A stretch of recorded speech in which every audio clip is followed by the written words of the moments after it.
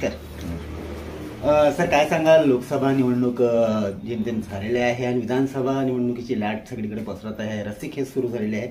काय सांगणार, काय चित्र दिसतंय? लोकसभा निवडणुकीमध्ये इंडिया अलायन्सला भरपूर यश महाराष्ट्रामध्ये मिळालेलं आहे आणि त्या यशामागे दलित मुस्लिम समाज हा प्रामुख्याने त्यांचा सर्वात मोठा हातभार लागलेला आहे. शेतकरी वर्ग नाराज होता, बेरोजगार नाराज होते, अन्य सर्व जेवढे काही घटक आहेत सर्वांमध्ये हे गेल्या 10 वर्षामध्ये मोदींजीच्या विरोधात जी नाराजी आहे ती ह्या निवडणुकीमध्ये आम्हाला दिसली.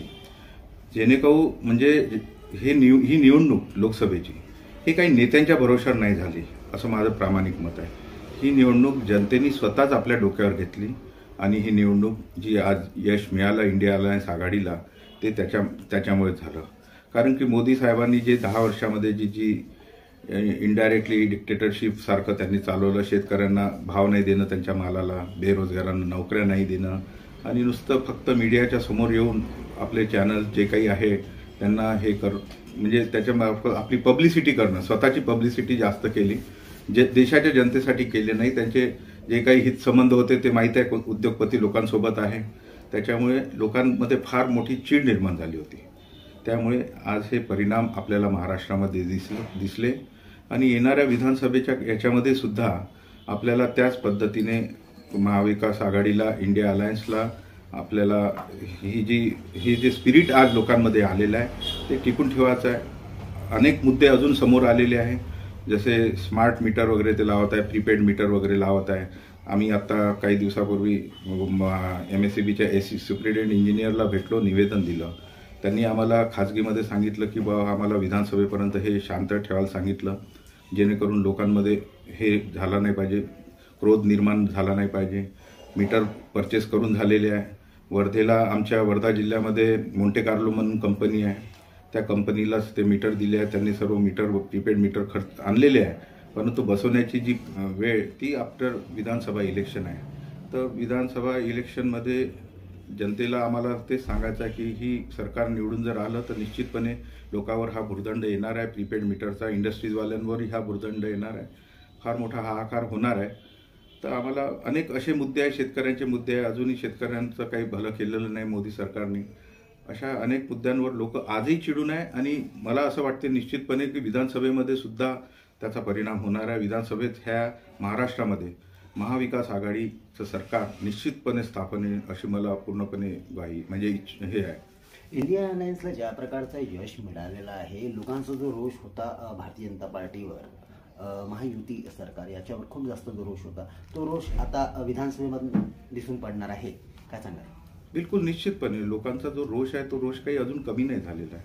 मोदी सरकारने अजूनही शेतकऱ्याच्या किंवा बेरोजगाराच्या याच्यावर पाठीवर हात नाही फिरवलेला आहे. आता तुम्ही बघून राहिले रोज हे नीटचे घोटाळे, UPSC MPSC ज्या परीक्षा आहे ह्या परीक्षा मध्ये एवढे घोटाळे होऊन राहिले आहे आणि अशा पद्धतीने जे बिचारे म्हणजे मेहनत घेऊन पास होणारे विद्यार्थी आहेत ते मागे होऊन राहिले आहे आणि पैसे देऊन जे नीटचे घोटाळे करून राहिले आहे ते समोर चाललेले आहे. म्हणजे देश कशा पद्धतीमध्ये चालू आहे. आपण IAS अधिकाऱ्यांना UPSCच्या माध्यमातून घेतो, मोदी सरकारने 80-90 अधिकारी असेच डायरेक्ट नेमलेले आहे, म्हणजे जे क्वालिफिकेशन त्यांना पाहिजे ते क्वालिफिकेशन नसताना. आपण हे सर्व चित्र बघून राहिलो आहे. देशाच्या संविधानाला धोका निर्माण करण्याचा प्रयत्न सुद्धा त्यांनी केला होता, परंतु तो ह्या आपल्या देशातील जनतेने तो हाणून पाडला. आणि भविष्यातही महाराष्ट्रामध्ये जर सरकार आलं, परत युतीचं सरकार आलं तर निश्चितपणे ज्या पद्धतीने पक्षफोडणीचे कार्यक्रम आहे हे लोकांना काही पसंत नाही पडलेले आहे. लोक या बाबतीत फार चिडलेले आहे की आज याचा पक्षफोड, त्याचा पक्षफोड, घराघरात भांडणं लावा, हे जे डावपेच हे जे सरकार करत आहे, आमदारांना विकत घेणं, कोट्यावधी रुपये देऊन, हे लोकांच्या नजरेमध्ये फार हे सरकार उतरून गेलेलं आहे. म्हणून अजूनही लोक वाट पाहून राहिले विधानसभाच्या निवडणुकीची, निश्चितपणे वाट पाहून राहिलेली आहे की विधानसभा निश्चित आली की ह्या महायुतीच्या सरकारला दूर करायचं आणि महाविकास आघाडीचं जे सरकार आहे, उद्धवजी ठाकरे आहे, शरदचंद्रजी पवार साहेब आहे, आमचे काँग्रेसचे राहुल गांधी आहे, सोनियाजी गांधी आहे, खरगे साहेब, ह्या नाना पटोले साहेब आहे, हे जे सर्व लोक हे सर्व एकत्रितपणे काम करत आहे आणि आम्हाला आमच्या पाठीशी दलित समाज, फार दलित वर्ग फार मोठा आहे. जरी बाळासाहेब आंबेडकर साहेबांनी युती केली नाही आहे, परंतु त्यांच्या समाजाला हे समजून चुकलेलं आहे की आपण काँग्रेसच्या इंडिया अलायन्सच्या पाठीशी उभं राहिलं पाहिजे. बाळासाहेबांच्याबद्दल त्यांचे काय मत आहे ते माहीत नाही, परंतु या लोकसभेमध्ये जे चित्र दिसलं तेच चित्र परत ह्या विधानसभेच्या निवडणुकीमध्ये राहणार आहे. दलित मुस्लिम समाज हा पूर्ण काँग्रेस महाविकास आघाडीच्या सोबत राहील आणि निश्चित महाराष्ट्रामध्ये सरकार स्थापन झाल्याशिवाय राहणार नाही. ते जे खासदार आहे अमर काळे हे काँग्रेस पक्षामध्येच बॉर्न अँड ब्रॉटअप वाढलेले आहेत. 3दा काँग्रेस पक्षाकडून आमदार झालेले आहे. त्यांचे वडीलसुद्धा इथे आमदार होते. त्यांनी जितके वर्ष म्हणजे त्यांनी आमदारकी त्यांच्या घरामध्ये होती, त्यांनी कधी स्वतःचा कधी त्यांनी म्हणजे आर्थिक फायदा करून नाही घेतला. त्यांनी नेहमी लोकांच्या सेवेमध्येच त्यांनी आपला सर्व वेळ खर्ची घातलेला आहे आणि त्यामुळे एक चांगला नवीन उमेदवार म्हणून लोक काँग्रेसकडे अपेक्षित होते. परंतु योगायोगाने काँग्रेसची सीट ही राष्ट्रवादीच्या कोट्यामध्ये सीट शेअरिंगमध्ये गेली. त्यामुळे त्यांचा जो सुद्धा पाहिजे तो उमेदवार त्या ताकदीचा होता नाही. त्यामुळे त्यांनी आमचे अमर काळे यांना पक्षांतर करून महाविकास आघाडीचा उमेदवार बनवला.